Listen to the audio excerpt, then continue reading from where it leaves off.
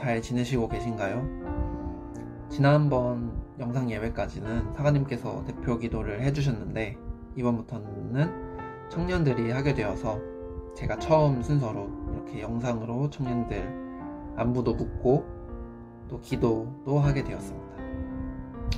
비록 9월 한 달간 코로나 때문에 다시 온라인으로 예배를 드리지만 저희는 이 온라인 예배와 또 매일 성경을 통해서 신앙을 잘 지켜나갔으면 좋겠습니다. 아무래도 온라인으로 예배를 드리다 보면은 집중이 잘 안 되더라고요. 그래도 우리 집중 잘 해서 오직 하나님만 영광 받으실 수 있는 예배 되기를 간절히 소망합니다. 그러면 제가 기도하겠습니다. 살아계신 하나님 아버지, 저희는 지금 여러가지 혼란스럽고 갈등하는 세상 속에서 살아가고 있습니다. 먼저 저희 죄 돌아보게 해주시고 회개하여 이 세상 속에서 구별되는 하나님의 자녀로 살아가게 해주세요. 온라인으로라도 예배 드릴 수 있게 해주신 하나님께 감사드립니다. 이 산에서도 말고 예루살렘에서도 말고 오직 영과 진리로 예배할 때가 온다고 하신 그 예수님의 말씀을 기억하며 저희가 방식에 구애받지 않고 오직 저희 삶을 통해 예배드릴 수 있게 해주세요. 저희가 더욱더 아버지 말씀을 묵상하고 마음에 새기며 살아가도록 성령으로 함께하여 주시고 마음과 몸이 지친 청년들이 있다면 성령으로 위로해 주시어 오직 하나님 은혜에 감사하는 마음 허락하여 주시옵소서. 간절히 바라옵기는 코로나 가운데서 전능하신 하나님이 행하실 일들을 기대하며 얼른 코로나 사태가 끝나기를 간절히 기도합니다. 그리하여 예전처럼 온전한 공예배와 청년들 교제와 모임 가질 수 있도록 해주세요. 이 모든 말씀 우리 주 예수 그리스도의 이름으로 감사하며 기도드렸사옵나이다. 아멘. 여호와께서 요셉과 함께 하시고 그에게 인자를 더하사 간수장에게 은혜를 받게 하시매 간수장이 옥중 제수를 다 요셉의 손에 맡김으로 그 제반 사물을 요셉에 처리하고 간수장은 그의 손에 맡긴 것을 무엇이든지 살펴보지 아니하였으니 이는 여호와께서 요셉과 함께 하심이라. 여호와께서 그를 범사에 형통하게 하셨더라. 성경은 살아계신 하나님의 말씀입니다. 여러분 잘 지내고 계신가요? 청년의 예배 영상을 만들어서 함께 예배를 드린 지가 벌써 3주가 되었습니다. 3주간 저에게는 여러가지 변화가 있었습니다. 첫 번째는 영상을 제작하는 것을 공부하기 시작했습니다. 지금은 여러분들과 묵상을 나누기 위해서 매일 성경 영상을 만들기 시작했는데 조금 더 퀄리티를 높여서 여러분들에게 은혜를 나누려고 노력하겠습니다. 두 번째로는 제 머리 스타일을 바꾸었습니다. 영상에서는 어떻게 보일지 잘 모르겠지만 태어나서 처음으로 머리에 대한 도전을 해보았습니다. 그동안 한결같은 머리를 고수해 왔는데 안주인께서 좀 압력을 주시더라고요. 그래서 그 명령을 좀 따랐죠. 제가 이런 이야기를 하는 이유는 제 삶이 변화했듯이 여러분들의 삶이 3주간 어떻게 변했는지 궁금하기 때문입니다. 현재 수도권에선 거리두기 2.5단계를 시작하면서 세상이 발빠르게 변하고 있는 것을 느끼게 됩니다. 많은 사람들이 이 변화 속에서 적응하고자 고통을 겪기도 합니다. 그 변화 가운데 한 가지 현상이 있습니다. 여러분 혹시 산스장 또는 공스장이라는 말을 아시나요? 산과 헬스장 그리고 공원과 헬스장을 합친 합성어인데요. 요새 거리두기로 헬스장이 문이 닫히면서 헬스장을 대신해서 산 중턱이나 공원에 있는 운동기구가 있는 곳을 찾는 사람들이 늘어나면서 생긴 말이라 합니다. 이 사람들이 헬스장을 대신해서 산스장 또는 공스장을 찾는 이유가 있는데 바로 집에서 운동하는 홈트의 한계가 있고 또 근손실이라는 것 때문이라고 합니다. 근손실, 보통 근육이 줄거나 근육이 빠지는 현상을 말하는데요. 현재 산스장이나 공스장을 찾는 사람들에 대한 사회적 걱정은 많지만 이들을 통해서 우리가 생각해 보아야 될 점이 있습니다. 바로 이들이 우리와 흡사하기 때문입니다. 근육을 지키고 키우기 위해 운동해야 될 장소를 잃은 사람들이 근손실을 막고자 새로운 장소를 찾기 시작했습니다. 신앙을 지키고 키우기 위한 우리의 장소, 교회는 현재 닫혀 있습니다. 우리는 신앙적 손실을 막기 위해서 새로운 장소를 찾아야 합니다. 그 장소가 제가 누누이 말씀드리던 삶의 자리입니다. 그렇다면 우리는 두 가지 질문을 해봐야 합니다. 첫째, 삶의 자리는 무엇일까요? 둘째, 삶의 자리에서 신앙생활을 어떻게 해야 될까요? 먼저 삶의 자리란 독일의 성서학자인 헤르만 군켈이 말씀을 연구하면서 말씀에 쓰여진 시대의 상황 또는 정황을 표현하기 위해 정의한 단어입니다. 오늘날에 와서는 많은 곳에서 이 단어가 쓰이는데 우리가 각자 살아가고 있는 특정한 공간과 시간을 의미합니다. 쉽게 말해서 지금 여러분들이 보내고 있는 모든 시간들과 공간을 말하고 있는데요. 어제와 오늘 그리고 내일 또 그 시간 안에 있는 가정과 학교, 직장, 교회 이 모든 것들입니다. 이 정도면 이해가 되시죠? 그렇다면 우리는 이러한 삶의 자리에서 어떻게 신앙생활을 해야 될까요? 여러분, 신앙생활이라고 한다면 떠오르는 단어들이 무엇이 있나요? 기도, 찬양, 말씀 묵상, 예배, 봉사 다 알고들 계실 겁니다.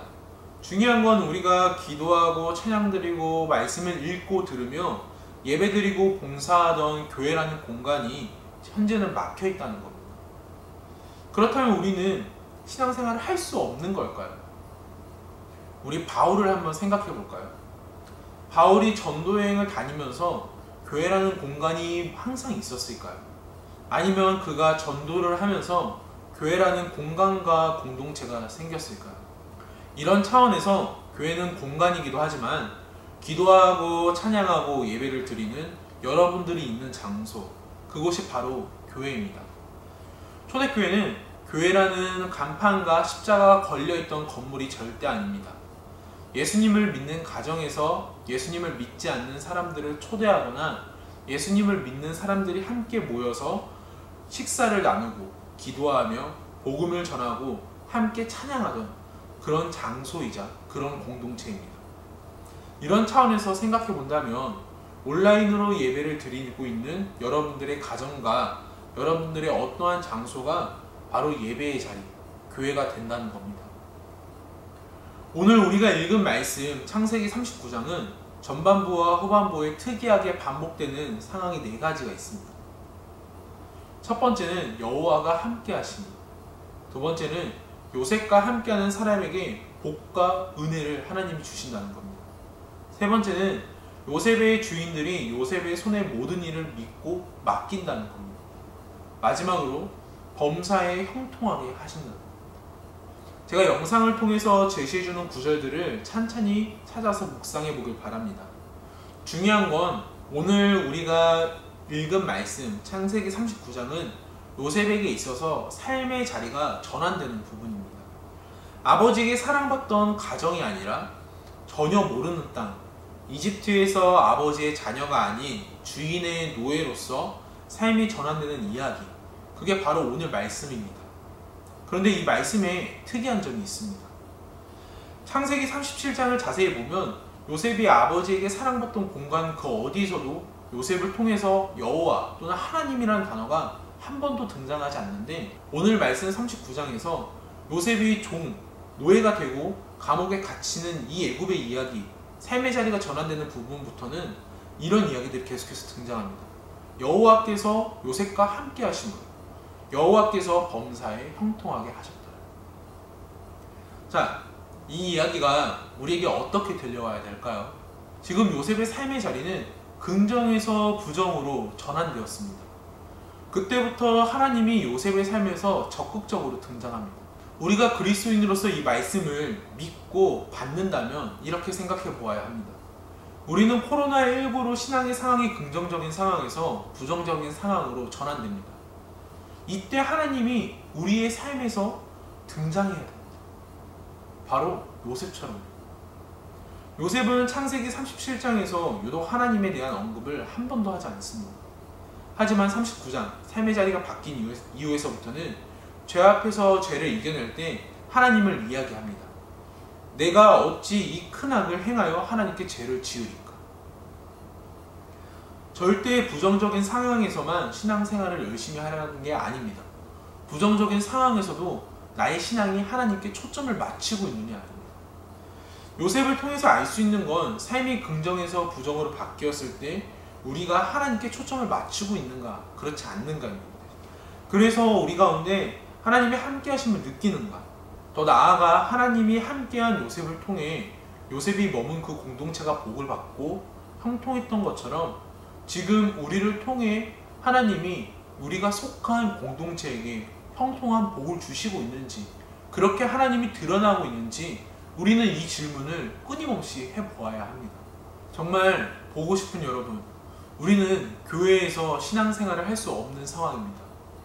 주일에 신앙생활하는 삶의 자리가 더 이상 서울 중구 덕수궁길 120에 위치한 건물이 아닌 온라인을 통해 각자의 자리일 때 여러분들을 통해 하나님은 어떻게 드러나고 계십니까?